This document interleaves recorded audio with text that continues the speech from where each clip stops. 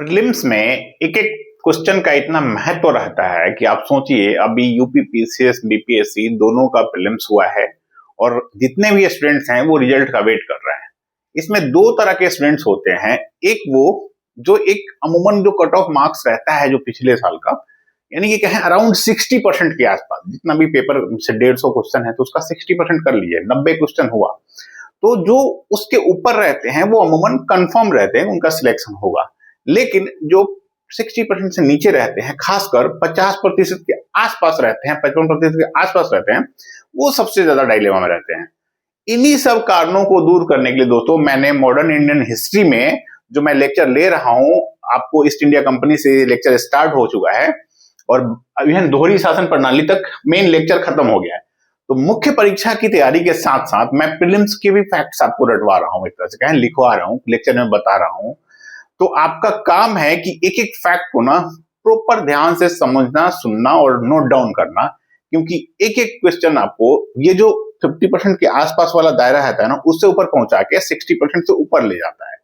तो प्रीलिम्स में आप कभी भी एग्जाम देने जाएं, बहुत अच्छे मन से जाएं और प्यार से तैयारी करें। चलिए बढ़ते हैं आज के इस वीडियो में, और आप याद रखिएगा इस चीज को, प्रीलिम्स का इतना महत्व है कि इसमें यदि आप फेल हो गए तो तय है कि आप मेंस नहीं लिखेंगे। तो प्रीलिम्स पहली बाधा होती है, इसको दूर करना बहुत ही जरूरी होता है। तो आप मेंस परीक्षा, मुख्य परीक्षा की तैयारी के साथ साथ प्रीलिम्स की भी तैयारी थोड़ी बहुत करते रहें। एक समय आता है तैयारी के, मुख्य प्रीलिम्स का जब एग्जाम होता है तो 5-6 महीने पहले आप मेंस की तैयारी बंद कर देते हैं, वो जरूर करिएगा, लेकिन प्रीलिम्स की तैयारी जरूर करें। तो प्रीलिम्स की तैयारी में क्या होता है, आपको फैक्ट चाहिए होते हैं प्रीलिम्स में। वो फैक्ट हिस्ट्री के भी होते हैं, पॉलिटी के भी होते हैं, इकोनॉमी का भी होता है, एनवायरमेंट का भी है, इंटरनेशनल रिलेशन से भी संबंधित फैक्ट होते हैं, करंट अफेयर से संबंधित होते हैं। आप स्टेट का एग्जाम देते हैं तो उससे रिलेटेड फैक्ट होते हैं। तो क्या है, फैक्ट का ना पूरा भंडार होता है। प्लस प्लस मैं क्या कह रहा हूं, अभी रिसेंट में जो बीपीएससी और यूपीपीसीएस का एग्जाम हुआ है, यूपीएससी तो हर बार ऐसा करते ही है, यूपीएससी का तो कुछ पूछना ही नहीं है। प्रीलिम्स में फैक्ट के साथ साथ एनालिसिस भी बहुत जरूरी होता है ना। Facts plus analysis. अभी रिसेंट में जो बीपीएससी का एग्जाम हुआ, यूपीपीसीएस का एग्जाम हुआ, तो अराउंड 40 से 60% क्वेश्चन एनालिसिस के आधार पर, यानी आपने पूरा चीज घटनाक्रम को समझा है तो आप उसको सॉल्व करने में आपको आसानी रहेगी।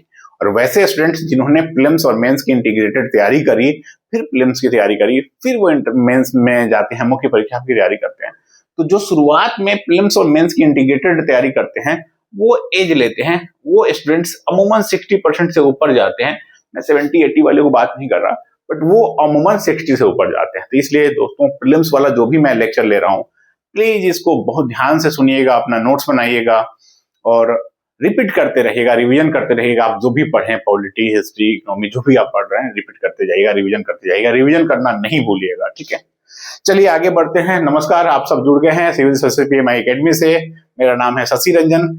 आज के इस लेक्चर में हम पिछले वाले लेक्चर की अगली कड़ी में आएंगे और दोहरी शासन प्रणाली से संबंधित जो भी फैक्ट्स थे या इसके बाद के कुछ घटनाक्रम हुए थे उससे संबंधित जो भी फैक्ट्स हैं उसका जिक्र करेंगे। सबसे पहले एक बार और, जो कि दोहरी शासन प्रणाली में बहुत फेमस चीज है, तो इसको एक बार थोड़ा सा जड़ से समझते हैं। मुगल सम्राट जब हुआ करता था, मुगल शासन था भारत में, तो मुगल सम्राट में जब केंद्रीकृत शासन प्रणाली थी तो प्रांत हुआ करते थे, कई सारे प्रांत थे। हर प्रांत में एक सूबेदार और एक दीवान की नियुक्ति मुगल सम्राट करता था। कौन करता था? मुगल सम्राट। कारण क्या था कि किसी एक व्यक्ति के नेतृत्व में अगर सारा काम दे देंगे तो वो तानाशाह हो जाएगा, वो आपके खिलाफ विद्रोह हो जाएगा। सूबेदार के पास, सूबेदार को हम साधारण भाषा में निजाम कहिए 2 मिनट के लिए, आप निजाम ऑफ हैदराबाद से ताल्लुकात करिएगा, इसका जोड़िएगा। तो सूबेदार यानी निजाम या निजामत, जो इसका मेन काम था निजामत का। सूबेदार के पास क्या होता था? पुलिस, सेना, लॉ एंड ऑर्डर, मैंने बताया था, न्याय प्रशासन, ये सारा काम ये देखता था। इसके पास आर्थिक क्षमता नहीं थी, एक तरह से कहें, ये अपने हर आर्थिक गतिविधि को पूरा करने के लिए, यानी कहें धन के लिए, ये निर्भर होता था या तो मुगल सम्राट पे, और वो काम कौन देखता था? दीवान। दीवान का काम था पूरे प्रांत में टैक्स का कलेक्शन करना। टैक्स वो भू राजस्व से हो या व्यापार से हो या किसी और तरीके से टैक्स हो, तो पूरा जो राजस्व होता था, राजस्व का इकट्ठा करने का काम करता था दीवान। तो मुगलों ने इस तरीके से बांध रखा था प्रांत को में, दो ऑफिसर होते थे टॉप लेवल के, एक सूबेदार जिसके पास पैसा नहीं होता था लेकिन सारा पावर होता था, दूसरा दीवान जिसके पास पैसा होता था लेकिन दूसरा पावर नहीं होता था। अब ये दोनों अलग अलग होते थे, अलग अलग एंटिटी होते थे और डायरेक्ट किसके प्रति रिस्पॉन्सिबल थे? मुगल सम्राट के प्रति। ये एक दूसरे के काम में हस्तक्षेप नहीं करते थे। कौन? सूबेदार और दीवान। जब सूबेदार और दीवान एक दूसरे काम में हस्तक्षेप नहीं करेंगे तो स्वाभाविक है कि ये चीज चलती रहेगी और सत्ता स्थिर रहेगा। तो यानी मुगल सम्राट चलता रहा। औरंगजेब की मृत्यु होती है 1707 में। 1707 के बाद असली खेला स्टार्ट हुआ। जितने भी ये बंगाल कह रहे हैं, जितने भी पूरे भारत में इनके प्रांत थे, सब में ऑलमोस्ट खेला स्टार्ट हो गया। सैयद बंधु आए, किंग मेकर बने, जिनको निरप निर्माता कहा जाता है। ईस्ट इंडिया कंपनी आई, इधर ये भी निरप निर्माता बन गई। तो ये चीज था, ये अब घालमेल होना शुरू हो गया दोनों पदों का। आते हैं बंगाल की बात करते हैं। मुर्शिद कुली खां जब नवाब बना बंगाल का, तो बंगाल का कहते हैं स्वतंत्र नवाब बना। ये स्वतंत्र कैसे हो गया? इसने सूबेदार को भी हटाया, एक तरह से कहें दीवान को भी हटाया, खुद ही सूबेदार बना, खुद ही दीवान बन गया। तो जो मुगल सम्राट से औपचारिक रूप से एक तरह कहें ये न तो नियुक्त हुआ था औपचारिक, भले ये लीगल कंफर्मेशन ले लेता है मुगल सम्राट से, लेकिन वो कंफर्मेशन इसको दीवानी सूबेदारी सबकी मिल जाती है। तो बंगाल का एक छत्र नवाब हो गया। तो यानी इसके पास अब धन भी आ गया, यानी कि कहें पूरा पूरा खजाना भी आ गया और साथ में सूबेदारी भी आ गई, यानी कि निजामत का भी काम आ गया। तो पैसा भी है और सेना भी है, पावर भी है। तो ये चीज चलता रहा। सिराजुद्दौला के समय आता है, तो जब प्लासी की लड़ाई होती है, उसके बाद अंग्रेजों ने मिर्जाफर, मीर कासिम, फिर वापस मिर्जाफर, इन सब के टाइम में इन्होंने अभी तक दीवानी इनको नहीं मिली थी। ये क्या करते थे? निजामत में हस्तक्षेप करते थे, प्रशासनिक कार्यों में, और जो इनको व्यापारिक छूट मिली हुई थी उस पर ये आगे बढ़ते थे। अब आते हैं डुअल सिस्टम। कब लागू हुआ? 1765 में। कब तक चला? तो 1772 तक चला, है ना। तो 65 से 72 तक जो सिस्टम चला बंगाल में, उसको कहते हैं डुअल सिस्टम। ये अब एक बार इसको संक्षेप में समझिए। डुअल सिस्टम में इसका जो नाम है दोहरी शासन प्रणाली, यानी कि दो शासक हो गए। कौन? एक थी ईस्ट इंडिया कंपनी, दूसरा शासक था बंगाल का नवाब, जो कि नाम मात्र का था। तो अब वापस मुगल सम्राट का जो पूरा धरा था प्रांत में सूबेदार और दीवान वाला, ये फिर से स्टार्ट हो गया। 1765 में जो इलाहाबाद की संधि 1, जो मैंने कल बताया था, जो संधि 1 हुई थी, उसमें मुगल सम्राट से ईस्ट इंडिया कंपनी को दीवानी का अधिकार मिला। कहां पे? बंगाल, बिहार, उड़ीसा के। और जो बंगाल का नवाब था पहले से ही, जो बना नजमुद्दौला, तो नवाब को बेसिकली इन लोगों ने उससे भी संधि करी थी। बताया था फरवरी 1765 में संधि कर ली थी पहले ही। तो उसको नाममात्र का नवाब बनाया और प्रांत में उप निजाम की नियुक्ति करी थी ईस्ट इंडिया कंपनी ने। तो दो शासक थे, एक दीवान के रूप में ईस्ट इंडिया कंपनी, सूबेदार के रूप में बंगाल का नवाब। लेकिन अब सूबेदार यहाँ पे इसी को कहते हैं डुअल सिस्टम। दो नवाब, एक तरह से कहें दो सरकार, एक दीवान ईस्ट इंडिया कंपनी की और एक नवाब की। डुअल सिस्टम एक भाषा में, एक शब्द में कहें तो बंगाल में दो सरकार, ईस्ट इंडिया कंपनी और नवाब। इसके पास अधिकार था, पूरा का पूरा दायित्व नहीं था। इसके पास कोई अधिकार नहीं था लेकिन दायित्व बहुत ज्यादा था। यही इसका संक्षेप में है। तो जब नवाब ने उप निजाम की नियुक्ति कर दी, तो अंग्रेजों के पास दीवानी के साथ साथ उप निजामत यानी कि पूरा का पूरा नवाबी का काम भी आ गया। तो यहीं पे घालमेल शुरू होता है और यहीं पे ये दोहरी शासन प्रणाली का पूरा कहें दुष्चक्र शुरू होता है और 1770 में अकाल पड़ा। तो ये मैंने रिपीट कर दिया था कि ताकि आप इस चीज को ध्यान रखेंगे। अब आते हैं मेन फैक्ट्स पे, और जो डायरकी वाला था कि रिजर्व और ट्रांसफर वाला, वो आप पिछले वीडियो से समझ लीजिएगा कि क्या था, ठीक है। एक बार इसमें बता देते हैं दोहरी शासन प्रणाली का वास्तविक जन्मदाता कौन था। लियोनिस कार्टिस नामक व्यक्ति था, वो वास्तविक जन्मदाता था। लेकिन रॉबर्ट क्लाइव ने इसको अमल में लाया, यानी कि लागू किया, इंप्लीमेंट किया, ठीक है। तो अगर पूछे वास्तविक जन्मदाता और किसने लागू किया, तो दोनों में अंतर समझिएगा चीजों को, ठीक है। तो ये था बंगाल में जब अकाल पड़ा था डुअल सिस्टम के समय में 1770 में, तो उस समय क्लाइव वापस चला गया था। उसमें जो गवर्नर था बंगाल का, वो था कार्टियर, ठीक है, कार्टियर। तो ये ध्यान रखिएगा। अब आते हैं डुअल सिस्टम के बारे में। मैंने आपको बता दिया कि क्या क्या कमियां थी। तो दोहरी शासन प्रणाली में इतना करप्शन फैल गया था पूरे बंगाल में कि कंपनी के अधिकारी भी, गवर्नर के साथ अधिकारी भी पूरा करप्शन में लिप्त हो गए थे। तो अंत में 1772 में ईस्ट इंडिया कंपनी का कोर्ट ऑफ डायरेक्टर्स, जब मैं ईस्ट इंडिया कंपनी का संवैधानिक विकास वाला जब हिस्सा पढ़ाऊंगा ना, तो उसमें इसको डिटेल में पढ़ाऊंगा। फिलहाल आप ये समझिए कि कोर्ट ऑफ डायरेक्टर वो चीज था जो ईस्ट इंडिया कंपनी को लंदन में यानी कि ब्रिटेन में नियंत्रण में रखता था। वहीं से सारा इनका आदेश होता था। इसके कुछ मेंबर्स होते थे, वो इसको डायरेक्ट करते थे ईस्ट इंडिया कंपनी के भारत में जो गतिविधियां हैं उसके करने के लिए। तो लंदन में बैठे हुए इस कोर्ट ऑफ डायरेक्टर्स ने ईस्ट इंडिया कंपनी को आदेश दिया, यानी कि जो भारत में ये काम देख रहे थे, कि आप जाके अब बंगाल में दोहरी शासन प्रणाली खत्म करो और अपना जो है खुद का नियंत्रण करो। तो उन्होंने आदेश दिया कि कलकत्ता परिषद इसलिए कलकत्ता काउंसिल कहें, और उसका हेड जो होता था वो कलकत्ता का गवर्नर, बंगाल का गवर्नर कहते थे।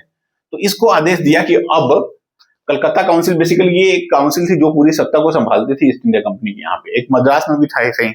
तो इसको आदेश दिया कलकत्ता काउंसिल को और इसके गवर्नर को, यानी बंगाल के गवर्नर को, कि अब आप पूरा सत्ता संभालो। तो उसको करने के लिए बंगाल, बिहार, उड़ीसा का पूरा नियंत्रण इनको खुद में लेना था।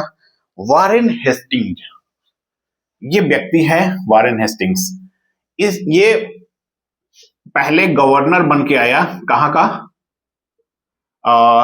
बंगाल का, है ना, बंगाल का गवर्नर बन के आया, बंगाल का, ठीक है। तो इसका गवर्नर का काल था 1772 से 74, यानी कि 2 साल के लिए लगभग बना।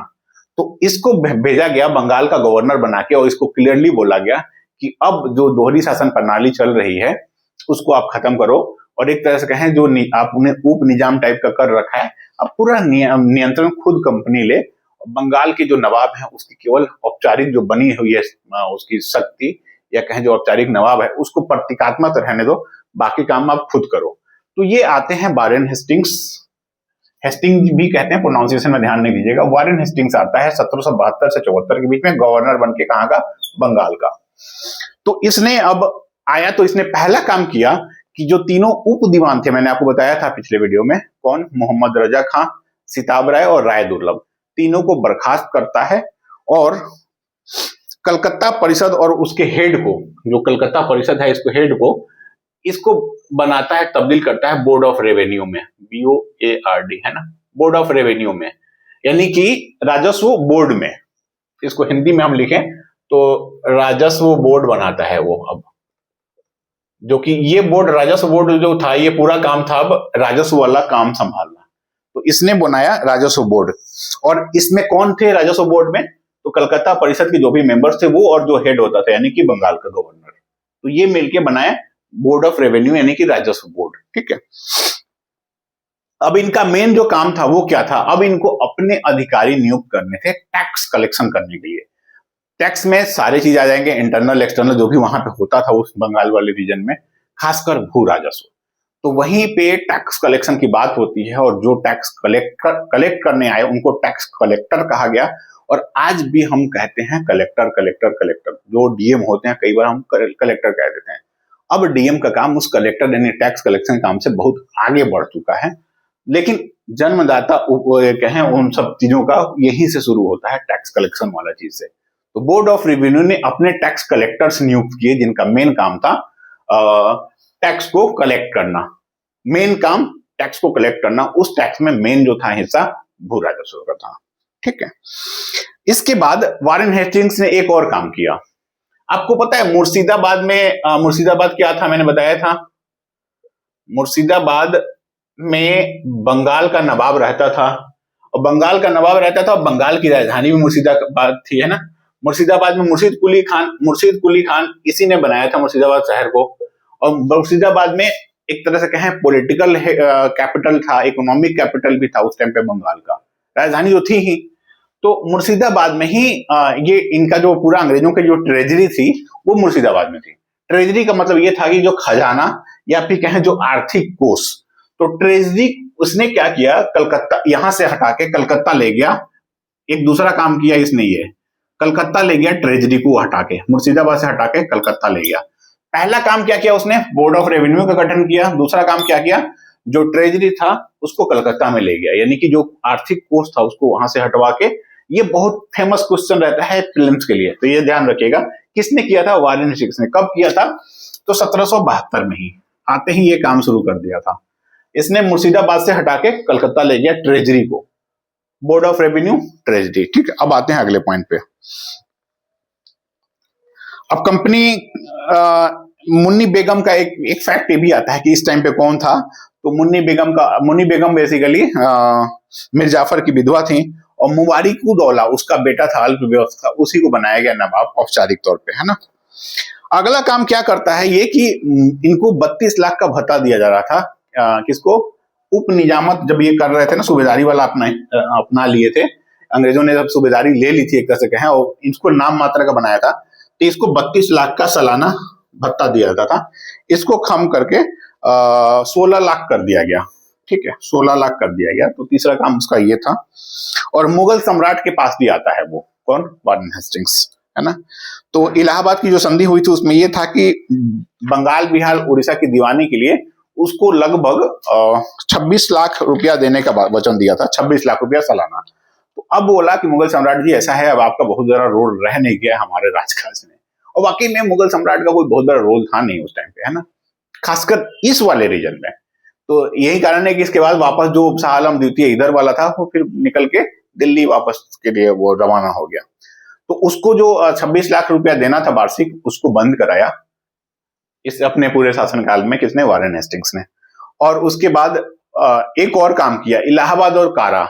याद है पिछले वाले में मैंने इलाहाबाद बताया था, इलाहाबाद और कारा की जिले उसको दिया था ताकि वो वहां पे रह सके। मुगल नवाब के रहने के लिए कोई ठिकाना नहीं था, एक अस्थायी टाइप का। तो इलाहाबाद और कारा वाला, मानिकपुर वाला भी जिला दिया था। तो इलाहाबाद और कारा वापस छीन लिया उससे, भत्ता भी बंद कर दिया और इलाहाबाद का कारा भी छीन लिया। कहा कि अब ये दोनों जिले हमको दो।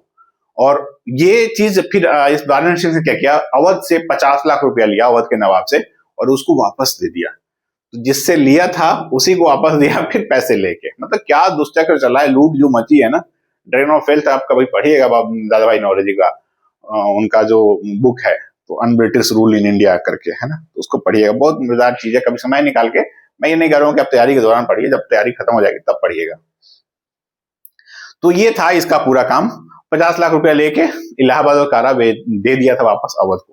एक बार वारेन हेस्टिंग्स के बारे में थोड़ा सा समझ लेते हैं कि ये कौन थे। जैसे मैंने उसमें क्लाइव के बारे में बताया था, क्लाइव पे तो मैं एक और वीडियो स्पेशल बनाऊंगा, जब पर्सनालिटी वाला वीडियो बनाऊंगा ना, तो रॉबर्ट क्लाइव की कहानी बताऊंगा, कैसे इसने पूरे भारत का, कहें यही तो था ना वास्तविक जन्मदाता भारत में शासन करने का, ईस्ट इंडिया कंपनी की सत्ता को साकार करने का, सत्ता के सपने को साकार करने वाला असली व्यक्ति था रॉबर्ट क्लाइव। इस पे एक वीडियो तो बनता है अलग से, मैं बनाऊंगा अलग से रोचक वीडियो टाइप में, है ना। वारेन हेस्टिंग्स पे आते हैं कि वारेन हेस्टिंग्स का क्या था रोल।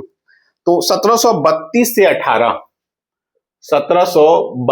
से 1818 ये इनका जीवन काल था। 32 में जन्म हुए, 1818 में इनकी मृत्यु हुई। याद रखिएगा, कई बार पूछ लेता है फैक्ट, तो कोई बात नहीं। अब इन्होंने कंपनी में जो ज्वाइन किया, ईस्ट इंडिया कंपनी में, तो 1750 में ईस्ट इंडिया कंपनी में एज ए क्लर्क नियुक्त हुआ था। उसके बाद कासिम बाजार फैक्ट्री जो थी अंग्रेजों की वहां पे बंगाल में, तो वहां पे इसको रेजिडेंट बनाया गया ईस्ट इंडिया कंपनी का। फिर कलकत्ता परिषद, जो मैं कह रहा हूं, ये कलकत्ता परिषद पहले से चली आ रही थी, जो कलकत्ता का पूरा काम देखती थी, मद्रास परिषद भी था। तो कलकत्ता परिषद का मेंबर बना 1761 से लेकर 64 तक, यानी कि अब उसके बाद ये फिर गया मद्रास परिषद में, वहां पे भी सदस्य बना 1769 से 72 तक मद्रास परिषद। कलकत्ता के साथ साथ मद्रास परिषद भी था, आपको बता ही रहा हूं, दो जगह बेसिकली इनका मेन रोल था। तो मद्रास परिषद का सदस्य बनाइए 1769 से 72, 1769 से 72 तक, ठीक है। ये मद्रास परिषद का सदस्य बना था कौन? Warren Hastings. इसके बाद इसको बंगाल का गवर्नर बनाया जाता है 1772 से 74 के बीच में, और फिर भारत का प्रथम गवर्नर जनरल बनाया जाता है 1774 से 85 के बीच, कौन? वारेन हेस्टिंग्स को।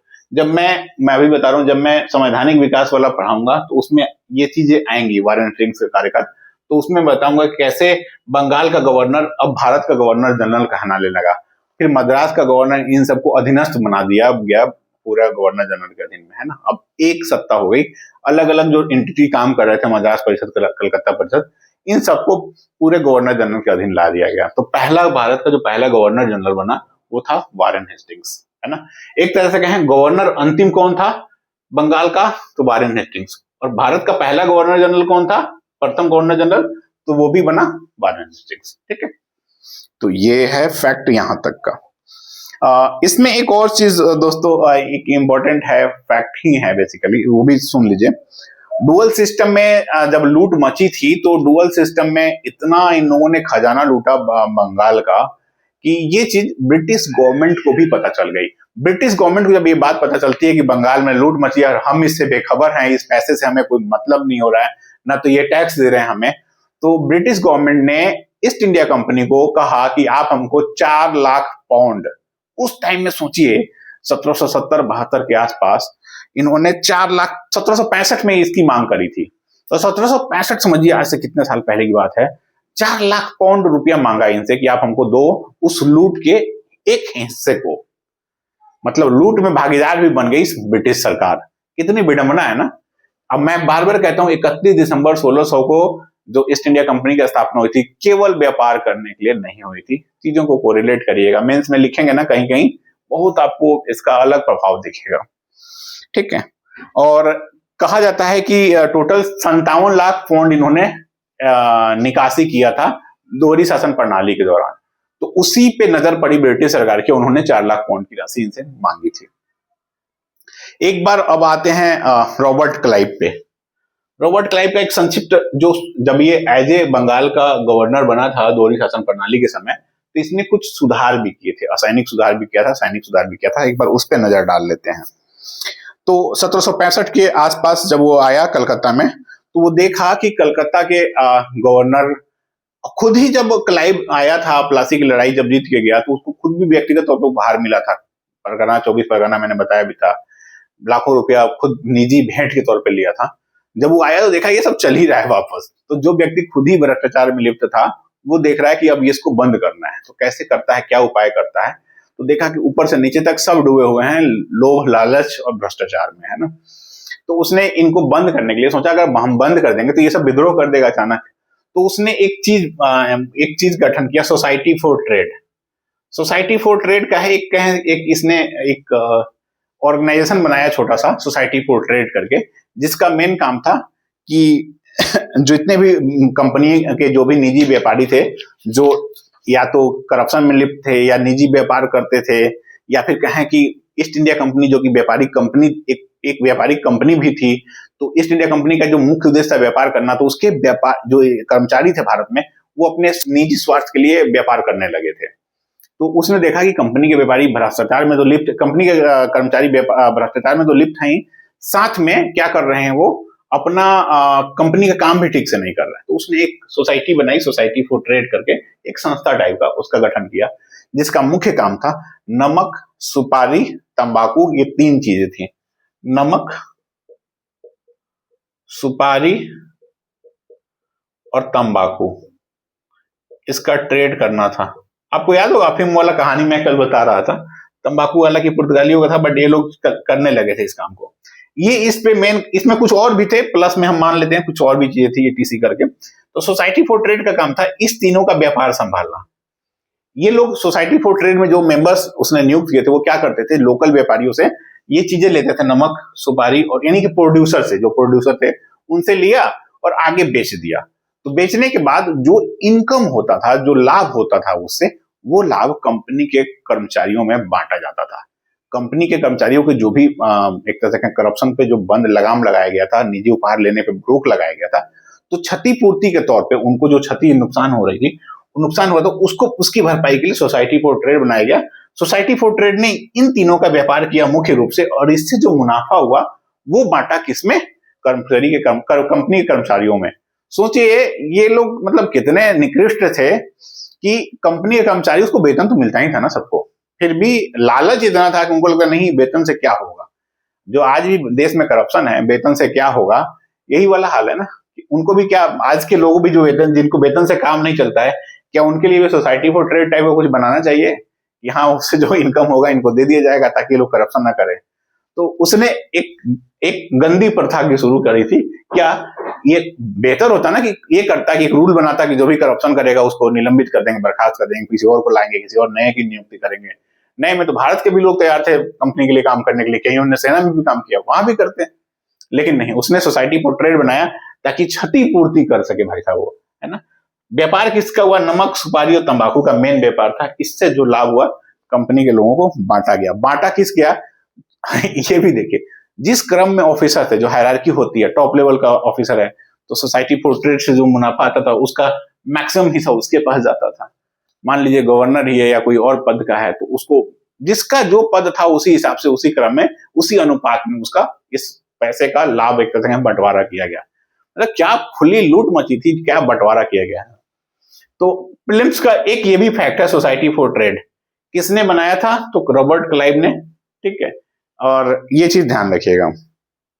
उसके बाद ये कलकत्ता कोर्ट ऑफ डायरेक्टर्स को जब ये बात पता चलती है कि कोर्ट ऑफ डायरेक्टर्स की क्लाइव ने ये काम कर रखा है, तो उनको इसको आदेश देता है सितंबर 1767, सितंबर 1767, सॉरी 1768, 68 में, है ना, कि आप इसको बंद करो। ये जो आपने मता रखा है, कर सकते हैं करप्शन का एक नया धंधा शुरू कर दिया है, इसको बंद करो। इस समय सितंबर 1767 में सोसाइटी फॉर ट्रेड को बंद कर दिया गया, ठीक है। तो ये क्लाइव ने जो असैनिक सुधार किए थे उसका एक हिस्सा था सोसाइटी फॉर ट्रेड। असैनिक सुधार में क्या था? संक्षेप में, करप्शन बंद किया, निजी उपहार लेना बंद किया, कंपनी के जो व्यापारी निजी हित के लिए व्यापार करते थे उसको बंद किया, और एक सोसाइटी फॉर ट्रेड बनाया ताकि उनको क्षतिपूर्ति किया जाए। बाद में वो बंद हो गया। तो इसका असैनिक सुधार था, ये वाला हिस्सा। अब आते हैं, उसने कुछ सैनिक सुधार भी किए थे। सैनिक सुधार में क्या था? सैनिक सुधार में उसने कुछ बंगाल में दो तरह के, बंगाल के हैं पूरे जो ब्रिटिश भारत, एक तो अंग्रेजों की जो भारत में अलग अलग जगह पे फैक्ट्रियां थी, तो कंपनी में दो तरह के परिषद थे, एक मद्रास परिषद और एक कलकत्ता परिषद। तो यहाँ पे भी सैनिक काम करते थे और यहाँ पे भी काम करते थे, ठीक है। तो यहाँ के जो सैनिक थे मद्रास परिषद वाले और कलकत्ता परिषद वाले, इनमें थोड़ा अंतर था। देखिए, सैनिक में दो तरह के थे, एक भारतीय और एक ब्रिटिश सैनिक, उनके जो थे अधिकारी। तो मैं बात अभी ब्रिटिशर्स की कर रहा हूँ। भारतीयों को तो कोई ज्यादा फर्क नहीं पड़ता, ये विद्रोह भी करते तो वो हटा के दूसरे को भर्ती कर लेते थे वो लोग। तो भर्ती करना हटाना ये आम चीज था भारतीयों के लिए, लेकिन अंग्रेजों को हटाना थोड़ा सा इनके लिए वो था, मतलब मुश्किल काम था, क्योंकि वो यूनाइटेड आते थे, है ना, और उनके ऊपर सबका कोई ना कोई एक सबके सर पे किसी न किसी का हाथ रहता था। तो इसने जो क्या था यहाँ पे बेसिकली सैनिक सुधार में क्या किया, तो जो मद्रास परिषद के सैनिक थे और कलकत्ता परिषद के सैनिक, तो यहाँ पे जो सैनिक काम करते थे और यहाँ पे, तो इनकी जो इनका जो है ना दोगुना भत्ता था इनके पास। यानी कहें कि इसका वेतन और इसके वेतन में काफी अंतर था। इनको जो वेतन भत्ता मिलता था वो दोगुना था लगभग। तो उसने कहा कि नहीं, इसको बंद करते हैं। तो ये जो एक तरह का असमानता थी एक ही कंपनी के सैनिकों के बीच में, उस असमानता को इसने खत्म किया। दोहरा भत्ता जो मिल रहा था इनको, वो सब बंद कर दिया। अब एक तरह से कहें तो ये भी पूछा जा सकता है कि दोहरा भत्ता किसने बंद किया? तो आप बोलिएगा रॉबर्ट क्लाइव ने। कहां पे? तो मद्रास परिषद और इसके सैनिकों के बीच में जो असमानता थी उसको दूर करने के लिए, ठीक है। तो ये था। अब उसने एक नया चीज किया कि अब जो बंगाल के जो सैनिक थे ना, उनके ऊपर वाकई में दबाव था। वो अलग, मद्रास वाले तो बहुत कम लड़ाई लड़ते थे, ये नियमित तौर पर लड़ाइयां लड़ते रहते थे। तो जब बक्सर का युद्ध हुआ था, तो उसके बाद जब बफर स्टेट बनाया गया अवध को, तो आप देखेंगे बंगाल की सीमा जो थी उसके बाहर भी इनके कई सारे सैनिक तैनात थे। तो इसने कहा कि ये जो दोहरा भत्ता मिल रहा है वो जो लोग बंगाल की सीमा से बाहर तैनात हैं, जो ब्रिटिश सैनिक, उनको मिलता रहेगा। तो उनके लिए समाप्त नहीं किया, लेकिन जो सैनिक बंगाल की सीमा में थे उनका वेतन भत्ता मद्रास परिषद के जो सैनिक थे उनके वेतन भत्ता के समान कर दिया। लेकिन जो बंगाल की सीमा से बाहर थे उनका वेतन भत्ता समाप्त नहीं किया। यही होता है दोस्तों कंसेप्ट वाला। अगर आप देखेंगे प्रीलिम्स में पूछ दिया कि क्लाइव ने क्या काम किया। पहला, सैनिकों का भत्ता बंद कर दिया, या फिर कहें बंगाल के सैनिकों का, जो बंगाल से बाहर करने वाले, उनको भी समान स्तर पर ला दिया। नहीं, जो बाहर थे बंगाल की सीमा से बाहर, उनका भत्ता जारी रहा, लेकिन जो बंगाल की सीमा के अधीन थे उनका वेतन भत्ता समान रहा, ठीक है। दोहरा भत्ता केवल उसी को दिया गया जो बंगाल की सीमा से बाहर तैनात थे, एक तरह से कहें अवध वाले सीमा में, जिसको बफर स्टेट इन्होंने बना रखा था। तो ये था। लेकिन जब ये काम किया क्लाइव ने, तो मुंगेर, आप याद करिए बंगाल और मुंगेर की दूरी, मुंगेर कहाँ पे है? बिहार में, जहाँ पे मीर कासिम ने राजधानी यहाँ से मुर्शिदाबाद से ट्रांसफर करके मुंगेर ले गया था। तो मुंगेर और इलाहाबाद इन दो जगहों के सैनिकों ने ना विद्रोह कर दिया, श्वेत सैनिकों ने। तो कहा जाता है अक्सर श्वेत विद्रोह, ध्यान रखिएगा इस चीज को, श्वेत विद्रोह। तो ऐसा नहीं है कि जब ब्रिटिश गवर्नमेंट इन लोगों का शासन स्टार्ट हुआ तो केवल भारतीयों ने ही विद्रोह किया। श्वेत विद्रोह का मतलब श्वेत सैनिकों का विद्रोह ये हुआ जब इसने भत्ता बंद किया, खासकर जो बंगाल की सीमा के अधीन थे उन सैनिकों ने। तो उनमें से कुछ ने विद्रोह किया, उसी को श्वेत विद्रोह कहते हैं। ये बेसिकली श्वेत सैनिक विद्रोह था। और उन्होंने तो कई लोग उन लोगों ने एक यूनियन बनाया और उसका मेन काम था क्लाइव की हत्या की योजना भी तक भी बना ली थी। बाद में कलकत्ता काउंसिल को पता चलता है, कोर्ट ऑफ डायरेक्टर्स को पता चलता है, तो इन सबको मना उना के इस विद्रोह को दबा दिया गया। तो ये था दोस्तों पूरी कहानी। आपसे रिक्वेस्ट है कि प्लीज हमारे चैनल को सब्सक्राइब करिएगा और अपने दोस्तों के साथ और शेयर करिएगा। कुछ कथन है उस पर भी जिक्र कर लेते हैं। कथन यह है कि एक व्यक्ति है बर्क, अब इनका पूरा नाम मुझे अभी ध्यान नहीं आ रहा। बर्क ने क्या कहा था कि क्लाइव बड़ी बड़ी नींव रखने वाला व्यक्ति बन गया था। बड़ी बड़ी नींव रखने वाला Robert Clive east India company के लिए बड़ी बड़ी नींव रखने वाला व्यक्ति बन गया था। अब मैं बोला हूं कि जब इसका बताऊंगा तो डिटेल में चर्चा करूंगा। एग्जामिनेशन पॉइंट से अभी आपको जितना बताया उतना काफी है। एक दूसरे हैं भारतीय इतिहासकार के.एम. पन्नीकर, जिन्होंने टिप्पणी करी है क्लाइव के बारे में। उन्होंने कहा कि 1765 से 72 यानी कि डुअल सिस्टम का जो पूरा पीरियड था वो था डाकुओं का राज्य, डाकुओं का राज्य। तो इन्होंने पूरा बंगाल का जो सिस्टम था उसको डाकुओं का राज्य बोला है, ठीक है। तो ये किसने बोला, कथन के रूप में पूछा जा सकता है। तो के.एम. पन्नीकर ने कहा है बंगाल में द्वारी शासन प्रणाली के समय डाकुओं का राज था, ठीक है। तो दोस्तों ये सब चीजें थी, थोड़ा सा रिकैप कर लीजिए आपको लगे तो। द्वारी शासन प्रणाली का जन्मदाता लियोनिस कार्टिस, लागू किसने किया, रॉबर्ट क्लाइव ने। मालगुजारी दीवानी वानी का काम मैंने बता दिया था, इनका क्या था। बक्सर युद्ध के 4 विश्वासघाती, पहला नाम असद खान, साहूमल, दूसरा नाम साहूमल, तीसरा जैनुल आबिदीन, चौथा अगर पूछता है कि किसने और किया था, शाह आलम द्वितीय, तो वो भी थे भाई साहब, लेकिन उनका विश्वासघाती में स्पष्ट नाम नहीं आता, वो गुप्त समझौता किया था। बट मेंस में अगर आपको लिखना हो तो ये चीज आप वहां जिक्र कर सकते हैं कुछ पॉइंट के लिए। बंगाल में 3 क्रांतियां हुई थी, बंगाल में 3 क्रांतियां हुई थी, 3। 1757 प्लासी की लड़ाई, 1760 जब मिर्जापुर को हटा के मीर कासिम को बनाया गया, और 1764 क्या है 1764 में, बक्सर का युद्ध। तो ये 3 क्रांतियां थी बंगाल की। तो दोस्तों ये था पूरा प्लासी के बाद से लेके द्वारी शासन प्रणाली तक फिल्म से संबंधित फैक्ट। यदि कुछ रह गया हो, आपको लगता है कि नहीं कुछ और छूट गया है, प्लीज कमेंट बॉक्स में कमेंट करके बताइएगा।